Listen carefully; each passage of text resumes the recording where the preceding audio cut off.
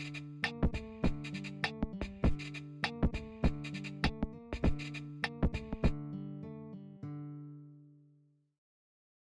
everyone, and welcome to 168.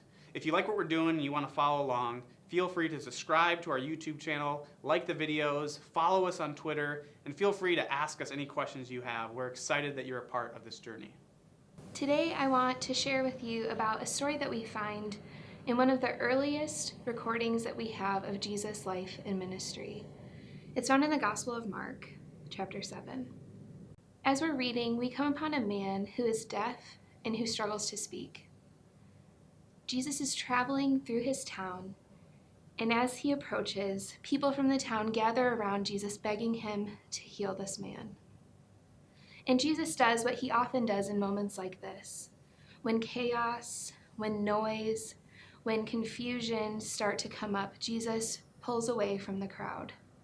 But Jesus doesn't pull away alone. He grabs this man who can't hear or speak. And once they're alone, Jesus does something strange. Jesus spits on his hand and puts his fingers on the man's tongue. And in that moment, nothing happens. Then we read that Jesus looks to the heavens, lets out a sigh, and breathes this word, Ephphatha, which is an Aramaic word that means be opened. And in that moment, the man is able to hear and speak perfectly. And I wonder today if Jesus is still speaking this word, Ephphatha, into our lives. If Jesus is still calling us to be opened.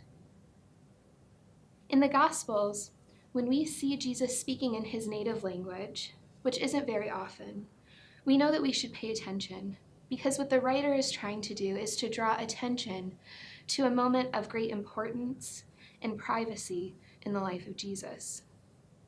We see Jesus speaking in his native language in this situation when he raises a young girl from the dead, when he's praying by himself in the Garden of Gethsemane, and when he cries out from the cross in agony. All of these moments are deeply personal for Jesus. And the writers let us know that because they use Jesus' own words. We see this word be opened in this situation with the man who is deaf, when Jesus heals a blind man, and then every other instance of this word being used in the New Testament takes place after the resurrection. We see this word be opened with the two travelers on the road to Emmaus, when Jesus opened their eyes and they were able to see him for who he truly was. We see this word be opened when Jesus appears after his resurrection and opens the scriptures so that people can see him for who he truly is. And so this call to be opened applies to the deaf man in this story, but it also applies to us. Are we willing and able to be opened to receive who Christ really is? This idea of opening has two different connotations in this story, because while we know Jesus is speaking about the deaf man's ears being opened, he also says this while he's looking to the heavens. Somehow as if to say that in this moment, Jesus is breathing out a sigh, asking God to open the heavens. And we know that this is what Jesus is all about, bringing the kingdom of heaven to earth. Jesus has opened the heavens, so to speak, but Jesus can also open our hearts and our minds and our lives.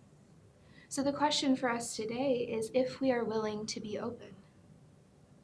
Are we willing to allow the same Jesus who opens the ears of a deaf man, the eyes of the blind, who raises the dead, are we willing to have this same Jesus open our hearts, to open our ears so that we may hear him, so that we may hear those around us, to open our eyes so that we can see clearly the people that surround us, sometimes so that we can see clearly the sin in our lives that separates us from others? Are we willing to allow Jesus to do his work of opening us today?